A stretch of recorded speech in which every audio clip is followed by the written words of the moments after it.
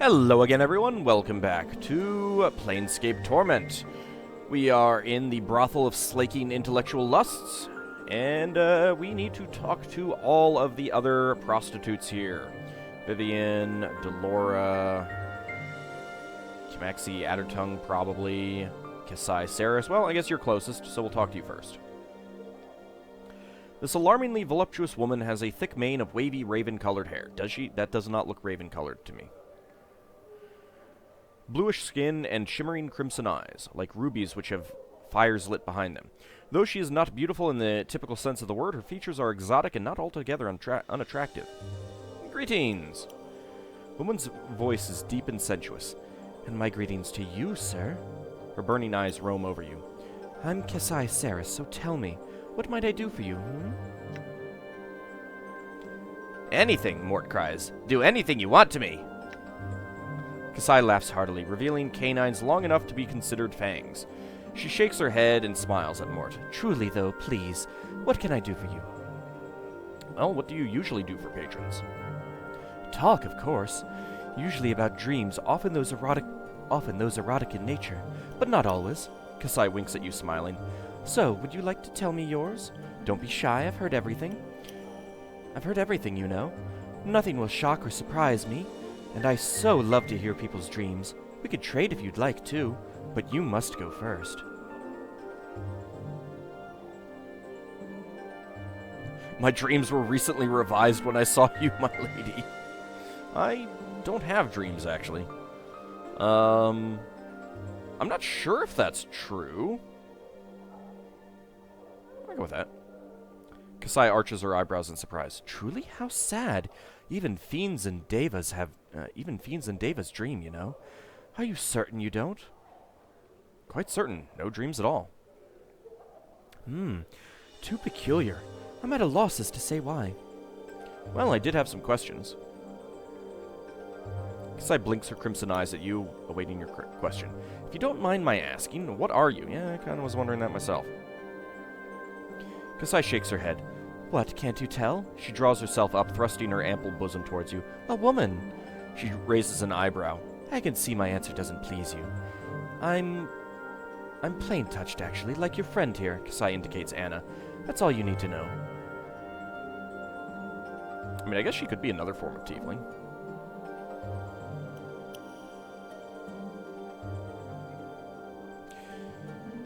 Description doesn't fit Aasimar. But I don't know. I'd have to go back and look at the description of them, but I'm pretty sure it doesn't. I had another question. What are you doing here? Entertaining your questions, it seems, she winks at you. Really, though, I'm a student of Mistress Grace's. All the prostitutes in the brothel are. A student? That's right. The brothel is actually a school for women who are thinking of becoming sensates. Mistress Grace teaches us the ways of language so that we can better identify with ourselves and those around us. It lets us experience the planes more fully, you know? Well, tell me about the sensates. The Society of Sensation believes that the multiverse can only be understood by experiencing it. The more you experience, the closer you are to understanding the dark of the multiverse. Intriguing, huh? I think I was born to be one. I just want to know things. I had another question. Can you tell me about this place? Certainly, the brothel of slaking intellectual lusts is actually a school for women who are thinking of becoming sensates. Mistress Grace teaches us the ways of language so that we can better identify with ourselves and those around us. That's basically... Yeah, that's basically the same thing. I had another question. Do you know anything about Ravel Puzzlewell? No, nothing. Are you sure? You seem suddenly upset. She narrows her red eyes at you.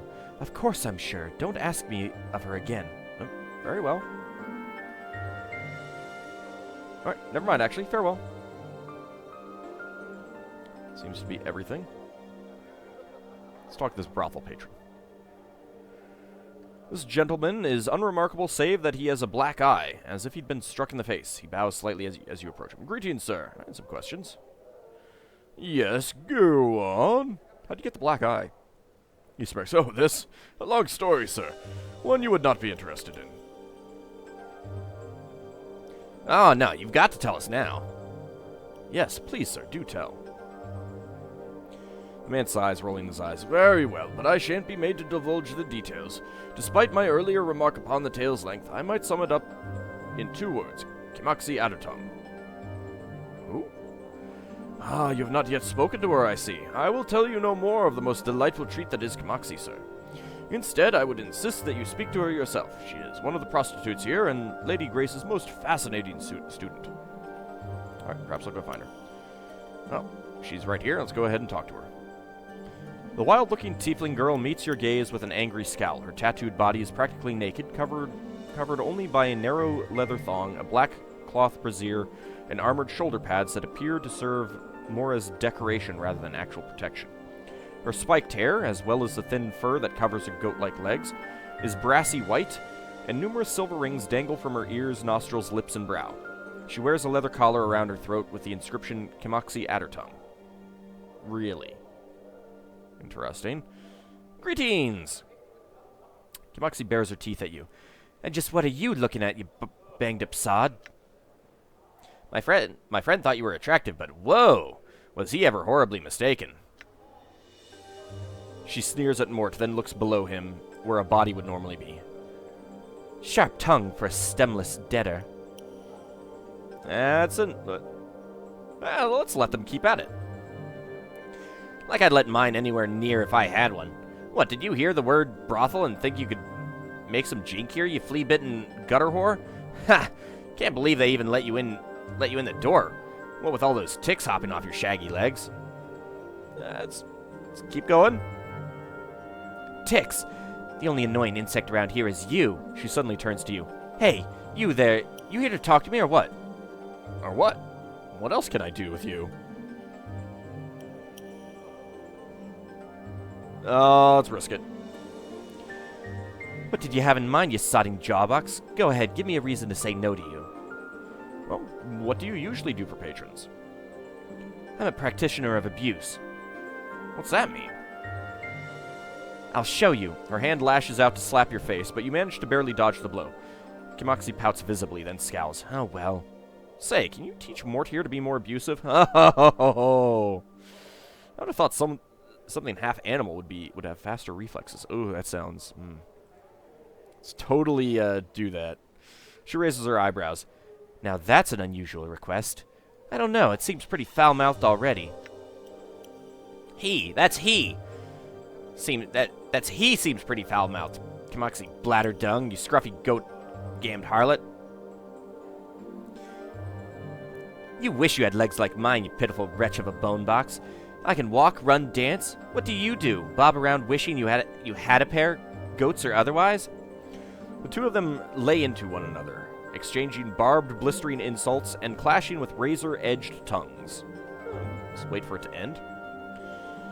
At last, the two stop their bickering, and eerie silence settles over them as they eye one another hatefully. Finally, the tiefling makes a grudging admission to Mort. You're not bad, really. Not bad at all. Better than you, perhaps? Mort waggles his eyebrows. He has eyebrows? He doesn't have eyebrows. Kimasxi narrows her eyes at Mort. Don't push it, skull. New taunts, all right. I'm a tiefling. I will admit that I might have learned a thing or two, though. Good thinking, Chief. Sure thing, Mort. Kimasxi turns to you. So, is that all you wanted? I'm not spending any more time near you than I have to. Actually, I had some questions. The tiefling rolls her eyes. And what makes you think I care? Why don't you lick my backside? My tongue's not wide enough, and I don't like hair in my mouth. Totally going for that. Well, you seem to like the taste of offal in your mouth, you dung-breathed cretin. Only because it's like kissing you, you mangy stinkpot. Kiss me? She makes a retching sound. I'd rather kiss a bloody mass of phlegm than lay my lips on you. No thanks.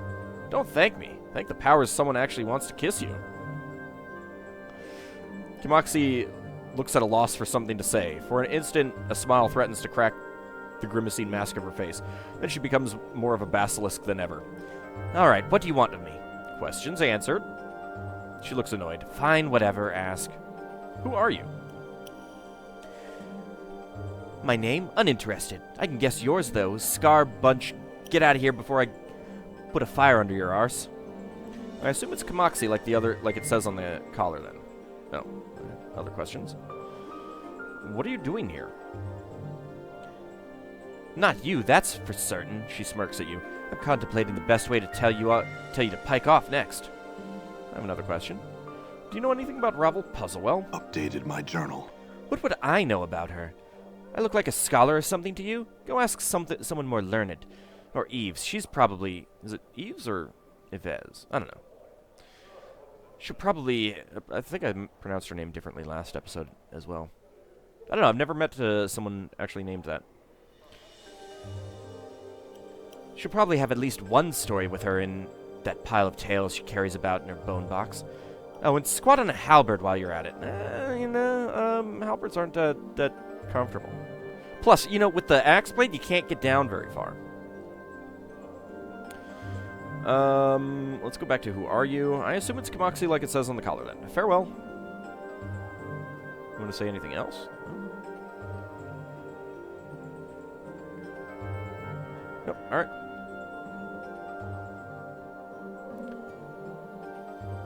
Alright, well, there's Vivian here. This tall, elegant woman with her sharp features and regal demeanor is a striking example of aristocratic beauty. Her clothes appear to be spun of silver thread, and a small vial dangles from her necklace. She's perfumed with an exotic, erotic scent that seems to draw you towards her. Greetings! She looks you over, arching an eyebrow with what you sense to be disdain. Greetings, my name is Vivian. Am I to presume I am being summoned? No, I just had some questions. She nods imperiously. Go on, then. What are you doing here? Aside from my work as a student here, I am looking for something, actually. You would not happen to have smelled it, would you? A student? Vivian nods, looking vaguely bored. That is correct. Mistress Grace tutors us in the art of language and conversation, the ability to affect another with one's words, and to gain new insights into both them and ourselves. All the prostitutes here are such students. You asked if I had smelled something. Yes, I have a particular scent that seems to have gone wandering. It is somewhat difficult to keep in one place. I hope that someone did not take it by accident, though you never know. With the ladies around here, she frowns. So, by any chance have you smelled it somewhere? How can a scent go wandering? You smell quite nice right now, No. She shakes her head. Vivian shakes her head. I had meant to infer that it had been taken. The ladies here are a bit jealous at times and have been known to take my various perfumes for themselves. This time, though, someone has absconded with my own personal scent.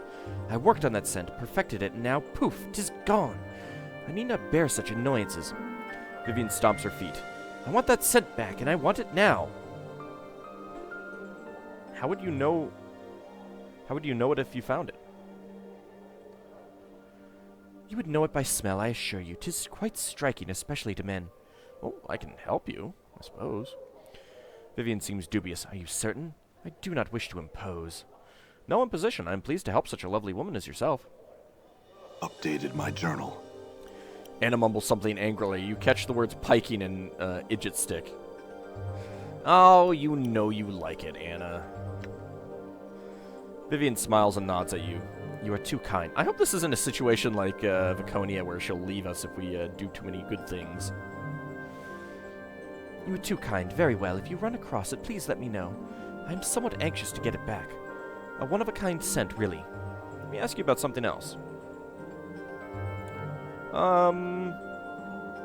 Let's see, what are you doing here? Okay, yeah, that's new. I am one of Mistress Grace's prostitutes, one of her students, here in the brothel. I am working to get myself into the Sensate faction, and my family recommended this establishment as one of the means by which I could examine my inner self to see if I wish to join. The Sensate faction? Vivian sighs. You may wish to ask Fall from Grace, or better yet, someone at the Civic Fest Hall, about the Sensates. I would be happy to speak with you, I am certain. And another question. Can you tell me about this place? Mistress Grace's brothel. 'Tis a school where she tutors us in the art of language and conversation. The ability to affect another with one's words, and to gain new insights into both them and ourselves. For many, 'tis in preparation to become a member of the Society of Sensation. Okay, another question. Do you know anything about Ravel Puzzlewell? Isn't she some historical figure? I can't quite recall. Who is she? A night hag from Sigil's past, I think. I hope she stays in the past, then. Night hags are foul creatures, besmirching all femininity everywhere in the plains. She suddenly pauses. You may wish to ask Yves. That name is going to throw me every time. Feel free to tell me how to pronounce it, not that I'll probably recall or come back to talk to her after this recording session, but whatever. She knows all sorts of peculiar little tales.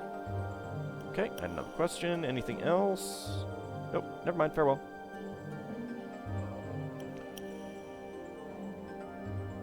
Vivian greets you with a polite half-smile. Had you any luck in finding my scent, perchance? No, but I had some other questions, and that just goes back to the same thing. Alright. Alright, Delora.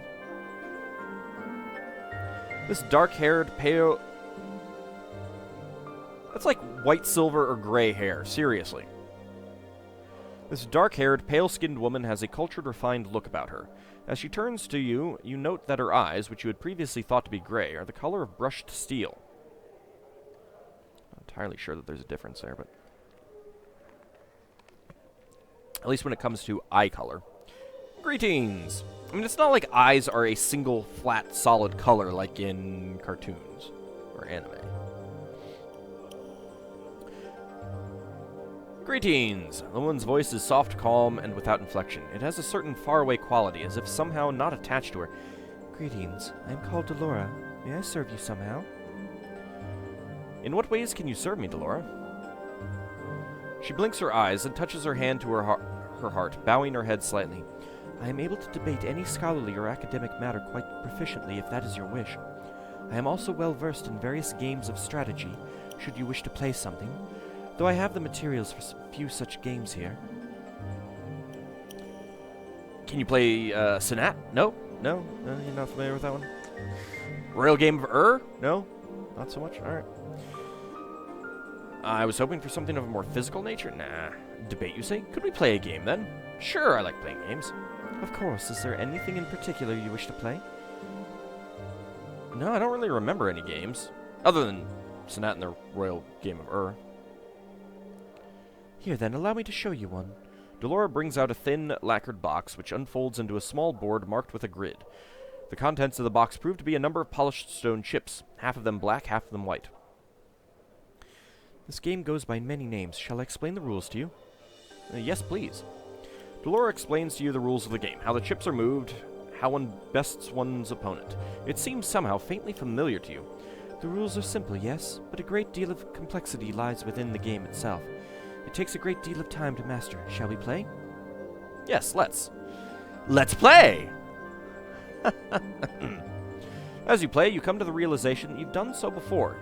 You recall various ploys and strategies that have won you previous games, trying every trick you know to beat her. Suddenly, a strange feeling comes over you. A memory trying to surface. Allow the memory to resurface. Yay! 3,000 experience points. Memories of a smoke-filled field of battle begin to fill your mind. Atop a great hill overlooking the fighting, you sat, mounted upon a massive four-legged beast. The brain of horns carried your orders to the troops below. This doesn't seem relevant to a game, though. Even as you watched, your forces divided, fleeing left and right as the foreign army fought its way up the hill to slay the enemy lord. You, continue the memory. The fools you had fought, lips curling into a wicked smile. My knights shall charge down the hillside and stop their advance in an instant. And at that very moment, my retreating footmen will fall in to crush their flanks. Ah, yet another victory soon to be mine. You suddenly realize Delora is watching you intently. Are you feeling well? You might take up the game another day if you so wish. No, let's continue the game. Throughout the game, Delora seems to counteract all but your most crafty moves, one after another. Despite your best efforts, you at last fall beneath her well-calculated strategies. She does not smile or gloat, however, but quietly begins to put the game away. You are a fine player. In time, I am certain you could become a master of the game. Thanks, but do you always play so mercilessly? Delora nods. Mistress Grace instructed me to hold nothing back, for another of her students plays so that her opponent will always just manage a win. It was Mistress Grace's desire that I provide a different sort of experience, a true challenge rather than something that might be more pleasing to one's ego. I see. You mentioned debating before. Delora nods. That is correct. I am neither a tome nor a tutor. I have no desire to educate my patrons. Should you have a matter to discuss, however, the 15 factions and their effect on Sigilian politics, the most effective battle stratagems for warring in Acheron, the meaning of existence itself, I would be most pleased to choose a counterpoint and engage you in debate. So she's a devil's advocate then, huh? Choose a topic, see if you can best her. You choose a topic and begin. The debate lasts a long time as the two of you exchange points and counterpoints, each attempting to methodically undermine the other's position. As you speak, a strange feeling begins to come over you, a memory trying to resurface. Let's go ahead and allow it. Yay! 3,000 experience points. Memories of a great hall begin to form in your mind, a vast place full of well-dressed elites. A formal ball was taking place. Before you was a small, impeccably dressed fellow who wore a golden medallion. It was emblazoned with a symbol you dimly recall as the sign of one. The two of you stood in a circle of onlookers who've gathered to listen to your debate. Oh, the signers, huh? Let's continue the memory. But that's impossible, the man was saying, looking perplexed. Oh, but it is, you recall yourself replying. I've made several inarguable points and given you a number of examples. You simply don't exist. But you can't. Were I to accept that, I'd... Continue the memory. Yes, you'd cease to exist. And without a flash of light or a puff of smoke, with no fanfare of any sort, the man was simply gone. The onlookers oohed and awed. Some clapped. You remember giving a flourishing bow and walking away, a small, satisfied smile upon your lips. You suddenly realize Delora is watching you closely. Are you feeling well? We might finish our discussion at another time, should you like. No, let's continue the debate.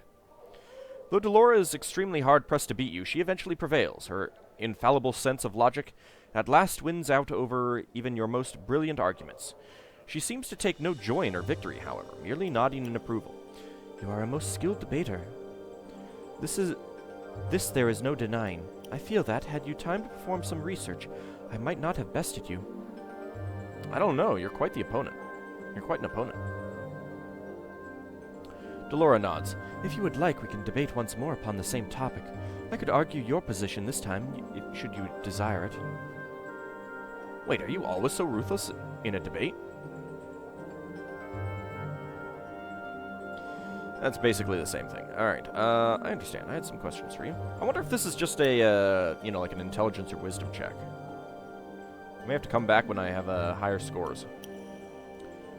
Delora casts her eyes to the floor with a sound that might be a sad sigh.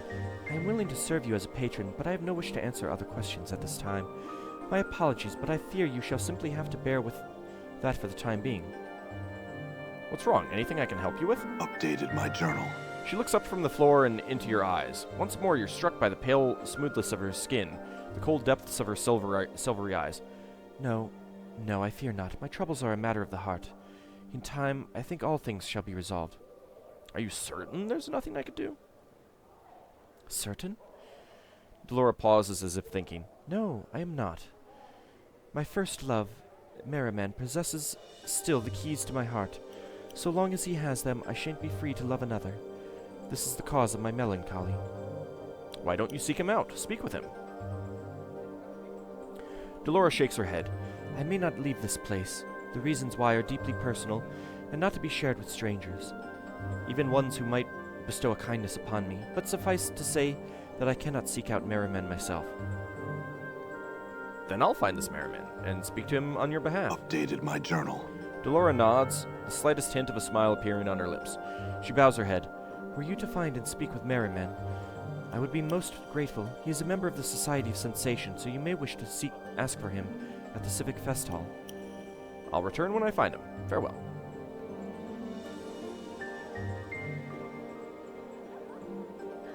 Let's see what some of these other brothel patrons... Stop moving. Let's see what some of these other brothel patrons have to say. This older-looking noblewoman greets you with an elegant curtsy. Well met, sir. Might I be so bold as to say, before you ask anything of me, that I am a patron here and not one of the students? Your patron? She nods. That is correct, young sir. I came here one evening to see for myself why my husband was constantly paying visits to the place. I became fast friends with a number of the prostitutes, and so here I am. It's not only for men to enjoy a good conversation, you know. True enough, I had another question. I'm trying to find Vivian's scent. Do you know where it might be? No, I do not. Vivian has been on about that for some time, though. She is most upset. I'd be most pleased to see it return to her, for she speaks of little else these days. Alright, probably not going to get much out of them. Let's try talking to one of the modrons. This strange cubic creature seems to be as much machine as it is organic. As you approach the thing, it silently stares at you with wide, unblinking eyes. Its face hasn't the slightest trace of emotion on it. Greetings! Its voice has a metallic, reverberating quality to it, as if it were more a sound played out on some warped musical instrument than true speech. Your greeting is returned. There's a soft click as the creature blinks. An awkward silence hangs in the air between the two of you. I had some questions. Identify yourself to us. But my questions? It's not important who I am. I am not sure who I am. I could also, once again, go with I'm Adon, but I have not been doing that. We would know why this is so. I don't know myself. I just can't remember. All things should have a name. All things should be identified. We find your answer unsatisfactory, but it shall have to suffice for the present. The creature pauses and blinks at you. We would identify ourselves as modrons, quadrone type, winged variety, to the subject. I had some questions now. The subject is free to ask a question. What are you doing here? Our purpose here is observation. What are you observing? We are observing one of the establishment staff. Who are you observing? As previously stated, we are observing one of the establishment staff. Yes, but who exactly are you observing? The object of our scrutiny is named Delora. Why are you watching her? We have not been informed as to the specific purpose or purposes which resulted in our being given our present task. The command of our superior Pentadrone is sufficient reason to perform said task. As such, the purposes are irrelevant to us. Okay, I had another question. There are actually rogue modrons, which are basically all of these types, which are pretty interesting. They're still, you know, very much like modrons. They just have decided that not to take orders. What can you tell me about this place? A building located in the section of Sigil commonly known as the Clerk's Ward. We cannot give exact coordinates, as the surface of Sigil changes at intervals. We have not determined as of the present. No, at intervals. Right. The building itself is known as the brothel of slating intellectual lusts. It serves as what may be broadly defined as a language school. The students of the school are primarily females who intend to, at some point, we have not determined and which varies from student to student, become a factotum of the Society of Sensation. The Society of Sensation? We will provide a brief summary as to the Society of Sensation, as to what the Society of Sensation is defined as. A faction whose core belief is that with experience comes true understanding of the multiverse and its secrets. I had another question. I'm trying to find Vivian's scent. Do you know where it might be? We do not. We are currently in the process of doing... If you are not currently in the process of doing so, we would suggest the methodical approach and questioning of each of the inhabitants of this building. I had another question. Do you know anything about Ravel Puzzlewell? We know nothing of any being or object possessing such an appellation. Okay. Never mind. Actually, farewell. And that's about it. All right. I guess since you're right here, let's see if you... The man's brow is deeply furrowed in concentration. As you approach, he looks at you and nods curtly. Yes? Had some questions. You seem troubled. The man frowns. Not quite troubled. I'm merely trying to puzzle out a way to win against Delora. Yes, she's quite an opponent. Look, I have things to think about, so if you wouldn't mind... Wait, let me ask you something else. He looks slightly annoyed, but says nothing. I'm trying to find Vivian's scent. Do you know where it might be? No, I haven't spoken to Vivian in some time. I was unaware that she had even lost it. A pity. She did always have the most astounding erotic fragrance about her. Another question. Do you know anything about Ravel puzzle well. No, the man smirks and sighs. Well, yes, she is a night hag. She was cast into one of the lady's mazes. She's the object of over 100 frightening children's tales, but I'll wager that's not the sort of information you're after. Thanks just the same. Farewell. Alright. Yeah, basically, the patrons don't really have much. Alright, when we return, we will continue to talk to the other people in the brothel. See you next time, everyone.